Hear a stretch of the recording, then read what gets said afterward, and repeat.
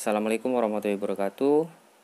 Perkenalkan, nama saya Miftahul Arifin, mahasiswa agribisnis Fakultas Pertanian Universitas Trunojoyo Madura, NIM 123.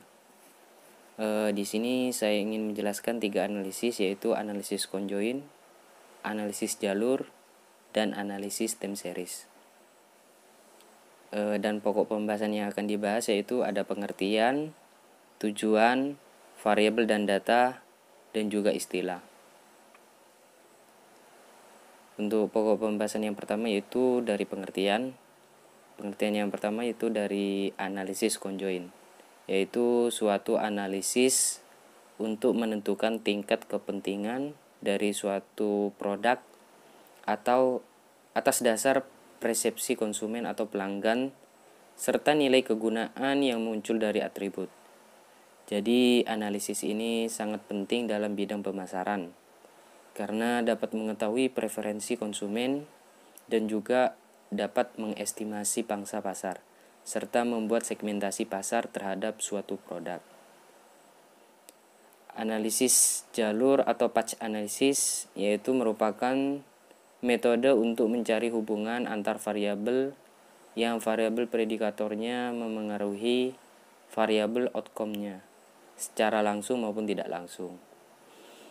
Analisis jalur ini juga merupakan suatu teknik analisis statistika yang dikembangkan dari analisis regresi berganda. Dalam literatur berbahasa Indonesia, teknik ini juga dikenal sebagai analisis lintas atau analisis lintasan. Teknik ini pertama kali diperkenalkan oleh Sewall-Wright pada tahun 1934 sebagai alat untuk mengkaji hubungan antar variabel dalam produksi ternak. Namun penerapannya pada saat ini semakin meluas ke bidang-bidang lain. Seperti halnya contoh yaitu genetika terapan dan ekonomi. Untuk pengertian dari analisis deret waktu atau time series, ini merupakan metode yang mempelajari deret waktu, baik dari segi teori yang menaunginya maupun untuk membuat peramalan atau prediksi. Prediksi atau peramalan deret waktu di sini yaitu merupakan suatu penggunaan model untuk memprediksi nilai di waktu mendatang berdasar peristiwa yang telah terjadi. Di dunia bisnis, data deret waktu digunakan sebagai bahan acuan pembuatan keputusan sekarang untuk proyeksi maupun untuk perencanaan pada masa depan. Contoh penggunanya adalah yaitu pada harga pembukaan harga saham di bursa efek berdasar performa sebelumnya. Time series juga merupakan serangkaian nilai-nilai variabel yang disusun berdasarkan waktu dan juga mempelajari pola gerakan nilai-nilai variabel pada satu interval waktu, misalnya minggu, bulan, tahun yang teratur. Metode ini didasarkan pada asumsi bahwa pola lama akan terulang. Untuk pokok pembahasan selanjutnya itu tujuan. Tujuan yang pertama yaitu dari analisis conjoint. Dasar diperlukannya analisis conjoint ini yaitu karena didorong adanya fenomena bahwa biasanya konsumen itu menganggap semua atribut itu penting. Namun tidak semua atribut dapat dipenuhi oleh produsen karena keterbatasan sumber daya perusahaan untuk memuaskan seluruh atribut yang diinginkan oleh konsumen. Sebab itulah konsumen diminta untuk membuat pilihan dan memilih atribut yang diinginkan. Adapun tujuan yang lain yaitu yang pertama yaitu to determine the contribution of predictor variable and their level in the determination of consumer preference. Itu artinya dengan pemahaman bahwa analisis conjoint ini ditunjukkan untuk menentukan nilai kontribusi variabel yang menjelaskan X dengan tingkatan atau level yang ada pada variabel tersebut atau spesifik fitur yang dapat menggambarkan keputusan preferensi atau kesukaan dari konsumen. Dengan analisis conjoint ini kita dapat mendapatkan paket fitur seperti apa dari produk yang paling disukai oleh konsumen, seperti harga, kemasan, rasa, bentuk, dan lain-lain. Yang kedua ada to establish a valid model of consumer judgment. Yaitu artinya dengan pemahaman bahwa analisis conjoint ini ditunjukkan untuk membentuk suatu model yang terbukti sebagai model keputusan konsumen untuk memilih atau membeli produk atau jasa. Bentuk model di sini sama halnya pemahaman kita terhadap model regresi. Dalam analisis conjoint, variabel-variabel dalam model merupakan spesifik fitur atau level dalam variabel yang memiliki kontribusi besar terhadap preferensi konsumen terhadap produk atau jasa. Untuk tujuan dari analisis jalur itu untuk mengetahui pengaruh langsung maupun tidak langsung seperangkat variabel bebas atau eksogen terhadap variabel terikat atau endogen, dan memungkinkan seseorang melakukan analisis model-model yang lebih kompleks yang tidak bisa dilakukan oleh regresi linear berganda. Patch analisis juga dapat digunakan untuk mengetahui hubungan langsung maupun tidak langsung, salah satunya melalui variabel intervening. Yaitu analisis jalur ini mempresentasikan hubungan kausal antar variabel dalam bentuk gambar agar semakin mudah dibaca.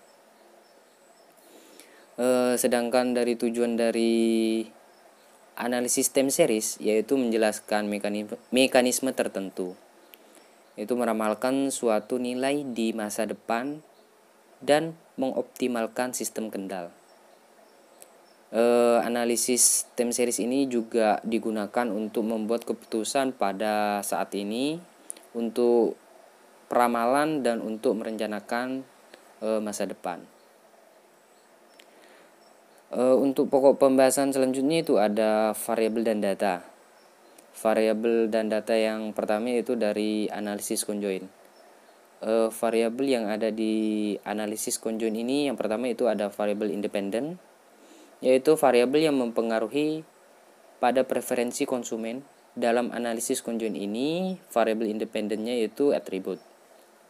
Yang kedua yaitu ada variabel dependent, yaitu variabel yang dipengaruhi oleh atribut yang mana mempengaruhi pada preferensi konsumen.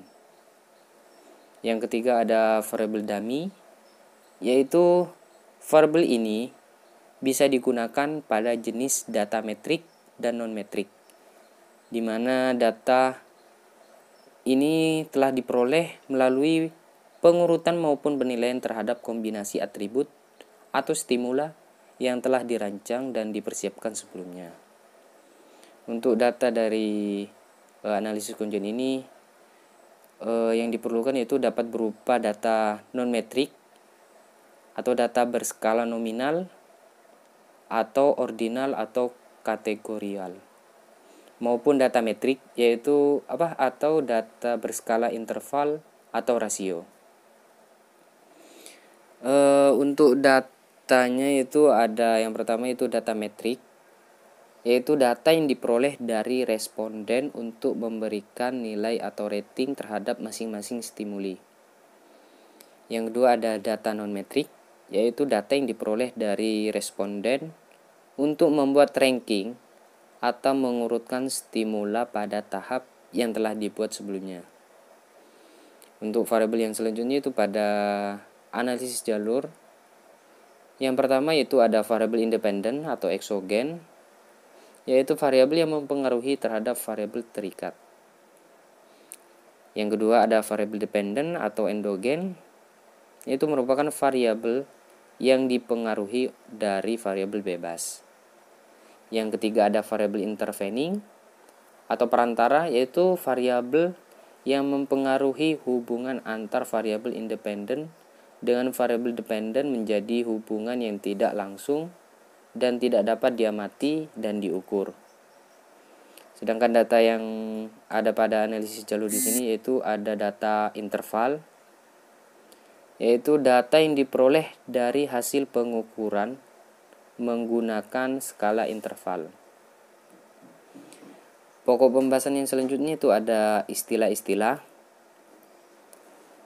Yang pertama dari time series atau runtun waktu, yaitu adalah himpunan observasi data terurut dalam waktu.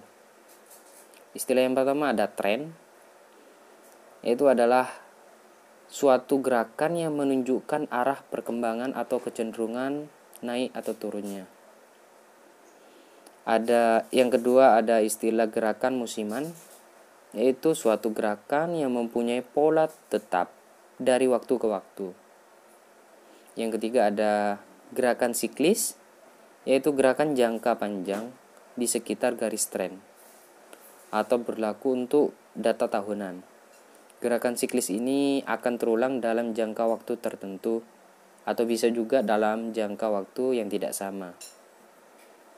Istilah yang ketiga ada error atau irregular, yaitu gerakan yang sporadis atau yang tidak tertentu.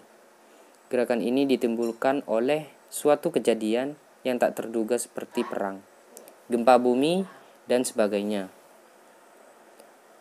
Selanjutnya itu ada stasionaritas, itu berarti bahwa tidak terjadi pertumbuhan dan penurunan data. Suatu data dapat dikatakan stasionaritas apabila pola data tersebut berada pada kesetimbangan di sekitar rata-rata yang konstan dan variasi di sekitar rata-rata tersebut konstan selama waktu tertentu. Untuk istilah yang pertama ada random walk tanpa intercept, itu akan mengalami rata-rata konstan pada awalnya, namun nilai variansinya yaitu meningkat sejalan dengan bertambahnya waktu. Yang kedua yaitu random walk dengan intercept, yaitu tidak hanya variansinya yang tidak konstan, tetapi juga rata-ratanya meningkat sejalan dengan bertambahnya waktu. Yang ketiga ada random walk dengan trend, yaitu salah satu variansi model random walk dengan menambahkan tren dengan modelnya, sehingga modelnya itu berubah walaupun nilai variansinya konstan, namun nilai rata-ratanya itu berubah sepanjang waktu, sehingga model ini masih belum stasioner. Yang terakhir yang keempat yaitu ada random walk dengan intercept dan trend, yaitu dengan adanya intercept pada model random walk trend akan mengakibatkan rata-rata dan variansinya tidak konstan. Untuk istilah selanjutnya itu ada kointegrasi. Kointegrasi itu suatu kondisi di mana kita dapat menganalisis hubungan variabel-variabel time series walaupun ketika variabel-variabel tersebut tidak stasioner, yaitu ketika kombinasi linear variabel-variabel tersebut stasioner. Untuk istilah yang pertama itu ada error correction mechanism atau ECM. Itu merupakan analisis data time series yang digunakan untuk variabel-variabel yang memiliki ketergantungan yang sering disebut juga dengan kointegrasi. Metode ECM ini digunakan untuk menyeimbangkan hubungan ekonomi jangka pendek, yaitu variabel-variabel yang telah memiliki keseimbangan atau hubungan ekonomi jangka panjang. Istilah yang kedua yaitu ada error kointegrasi, dan yang terakhir yaitu ada trend ekspor dan inverse. Mungkin itu saja dari penjelasan atau pemaparan dari saya tentang analisis conjoint, jalur, dan juga analisis time series. Kurang lebihnya saya mohon maaf. Wassalamualaikum warahmatullahi wabarakatuh.